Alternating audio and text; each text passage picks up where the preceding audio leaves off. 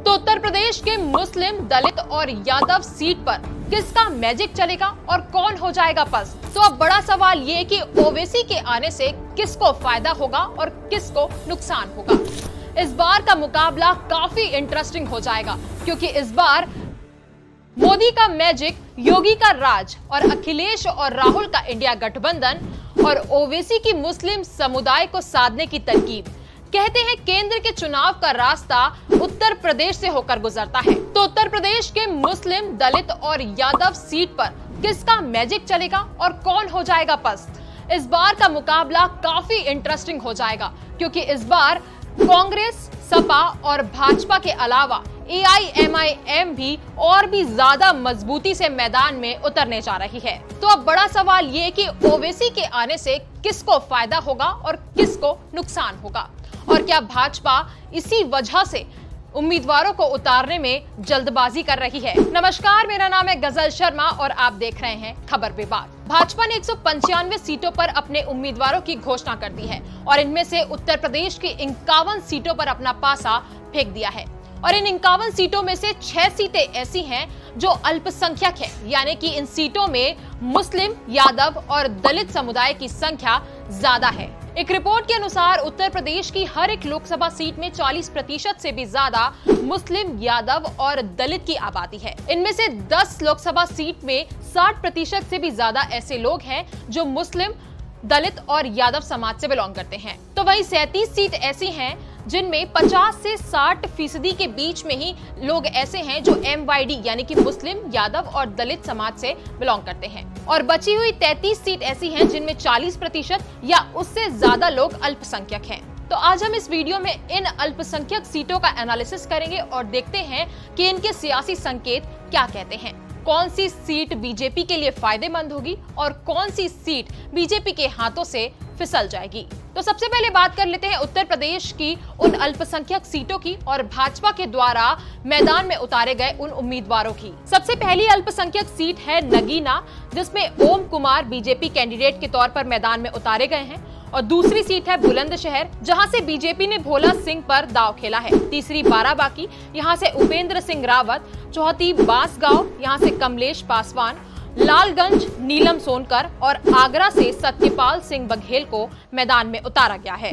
तो सबसे पहले बात करेंगे नगीना अल्पसंख्यक सीट की, जहां से तत्कालीन विधायक ओम कुमार को भाजपा ने मैदान में उतारा है और यशवंत सिंह का टिकट काट दिया है। रिपोर्ट्स के अनुसार नगीना लोकसभा सीट उत्तर प्रदेश की आरक्षित लोकसभा सीटों में से एक है। नगीना लोकसभा सीट के 2009 में अस्तित्व में आने के बाद हुए अब तक के चुनाव में सबसे पहले समाजवादी पार्टी के टिकट पर यशवीर सिंह धोबी, 2014 में हुए चुनाव में भाजपा के डॉक्टर यशवंत सिंह और 2019 के हुए चुनाव में बसपा के गिरीश चंद्र सांसद बनने में कामयाब हुए थे। और एक बार फिर से इस मुस्लिम बाहुल्य इलाके में कमल खिलाने की बड़ी चुनौती है। ऐसा इसलिए क्योंकि ओवैसी लगातार समाजवादी पार्टी से नगीना लोकसभा सीट देने की बात कर रहे हैं, लेकिन अभी तक उनके बीच में कोई बात बन नहीं पा रही है। लेकिन अगर बात बनती है तो ऐसे में ओवैसी नगीना लोकसभा सीट से अपनी चाल चलेंगे और इसके बाद भाजपा के लिए एक बड़ी मुश्किल खड़ी हो सकती है। तो वहीं दूसरी ओर अगर समाजवादी पार्टी और AIMIM के बीच बात बन जाती है तो नगीना लोकसभा सीट पर 3 उम्मीदवारों के बीच सीधी टक्कर होगी और ऐसे में भाजपा के लिए फायदेमंद हो सकता है। नगीना लोकसभा सीट से टिकट पाने में कामयाब हुए विधायक ओम कुमार के लिए पार्टी की उम्मीद पर खरा उतरने की कड़ी चुनौती होगी। राजनीति में आने से पहले विधायक ओम कुमार ने कई वर्षों तक सेना में भी काम किया था। बाद में उन्होंने एक सिक्योरिटी कंपनी का भी व्यवसाय कर लिया था और इसके बाद राजनीतिक पारी की शुरुआत 2012 में बसपा के टिकट से नेहटौर विधानसभा सीट से विधायक बनकर हुई थी। 2017 के चुनाव से पहले उन्होंने बसपा का साथ छोड़ भाजपा का दामन थाम लिया था और विधायक बन गए थे। 2022 के चुनाव में भी उन्होंने भाजपा के टिकट पर जीत दर्ज कर अपनी जीत की हैट्रिक बनाई थी। तो चलिए अब बात कर लेते हैं भाजपा की दूसरी अल्पसंख्यक सीट की, यानी कि बुलंदशहर की, जहां से भाजपा ने भोला सिंह को प्रत्याशी बनाया है। तो भाजपा ने इस बार तीसरी बार भोला सिंह को प्रत्याशी बनाया है और ऐसी उम्मीद जताई जा रही है कि भोला सिंह इस बार फिर से कमल खिलाने में कामयाब होंगे। साल 2019 की बात करें तो लोकसभा चुनाव में भोला सिंह ने बड़े अंतर से बसपा के योगेश वर्मा को हराया था, जबकि 2014 के लोकसभा चुनाव में भोला सिंह ने बसपा के प्रदीप कुमार जाटव को हराया था। इस बार गठबंधन में कांग्रेस के खाते में सीट जाने और बसपा की ओर से बिना गठबंधन चुनाव लड़ने से स्थिति फिर एक तरफा हो सकती है और इसके साथ ही आरएलडी के एनडीए में शामिल होने का फायदा भी भोला सिंह को मिलेगा। तो बुलंदशहर सीट से बीजेपी की एक तरफा जीत होने की पूरी संभावना है। तो चलिए अब बात कर लेते हैं उत्तर प्रदेश की तीसरी अल्पसंख्यक सीट की, यानी कि बाराबंकी की। बाराबंकी से भाजपा ने उपेंद्र सिंह राव को मैदान में उतारा है और बता दें कि पिछली बार यानी कि 2019 में भी भाजपा ने उपेंद्र सिंह राव को टिकट दी थी और उन्होंने बड़े अंतर से इस चुनाव में जीत हासिल की थी। उपेंद्र सिंह राव साल 2017 के चुनाव में जैदपुर विधानसभा सीट से पहली बार भाजपा के विधायक बने। इसके बाद 2019 के चुनाव में पार्टी ने विधायक रहते हुए सांसद का प्रत्याशी बनाया और जीत भी मिली थी। 2017 में विधायकी के चुनाव में भी उपेंद्र रावत के सामने कांग्रेस के पूर्व सांसद पीएल पुनिया के पुत्र तनुज पुनिया कांग्रेस सपा गठबंधन के प्रत्याशी थे। इस बार भी कांग्रेस और सपा के गठबंधन प्रत्याशी को लेकर तनुज को प्रमुख दावेदार माना जा रहा है। 2014 की बात करें तो 2014 में प्रियंका रावत को इस सीट से उतारा गया था और बड़ी जीत हासिल की गई थी। तो वहीं 2019 में उपेंद्र सिंह राव ने बाराबंकी में कमल खिलाया था। तब सपा बसपा गठबंधन के प्रत्याशी रहे रामसागर रावत को बड़ी हार मिली थी। तो अब अगर 2024 में कांग्रेस सपा गठबंधन से तनुज पुनिया को मैदान में उतारा जाता है तो ये सीट उपेंद्र सिंह राव के लिए एक विजयी सीट साबित होगी। बांसगांव लोकसभा सीट से भाजपा के सांसद 48 वर्षीय कमलेश पासवान 3 बार से कमल खिलाने में कामयाब हो रहे हैं और एक बार फिर से कमलेश पासवान को बांसगांव लोकसभा सीट से प्रत्याशी बनाकर जनता की कसौटी पर खरा उतरने के लिए भाजपा ने भेज दिया है और ये इस सीट पर चौथी बार चुनाव लड़ेंगे। बांसगांव लोकसभा सीट उत्तर प्रदेश की आरक्षित सीटों में से एक मानी जाती है जो 1957 से अब तक सुरक्षित सीट रही है। यहाँ सबसे ज्यादा 8,36,000 ओबीसी मतदाता हैं, तो वहीं सामान्य मतदाता भी 5 लाख से ज्यादा हैं।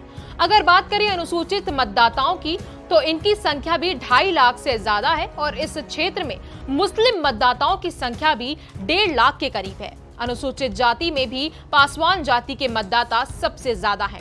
हालांकि इस क्षेत्र में सामान्य वर्ग खासकर राजपूत जाति का वर्चस्व रहा है। पूर्व में कई बार खूनी संघर्ष भी हो चुका है। साल 1957 में हुए पहले लोकसभा चुनाव से लेकर 6 बार यहां से कांग्रेस के प्रत्याशी विजय रहे हैं।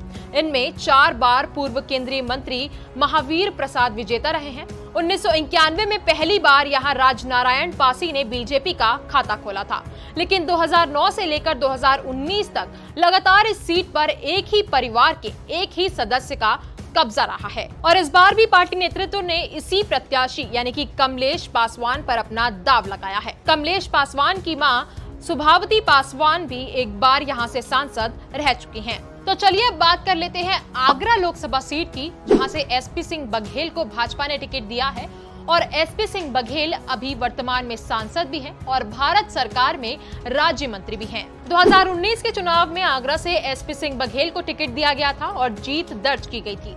एसपी सिंह बघेल समाजवादी पार्टी से भी जलेसर लोकसभा सांसद रह चुके हैं। बता दें कि एसपी सिंह मुलायम सिंह यादव के करीबी भी माने जाते हैं। देखा जाए तो इस सीट पर पिछड़ा, दलित और अल्पसंख्यक के वोट बैंक से इस लोकसभा सीट पर जीत दर्ज हो सकती है और इसी जीत के लिए सपा जातिगत समीकरण को देखते हुए अपने प्रत्याशी को घोषित करेगी। आगरा लोकसभा क्षेत्र में 2019 में भाजपा ने जीत दर्ज की थी। वर्तमान में सीट से एसपी सिंह बघेल सांसद हैं।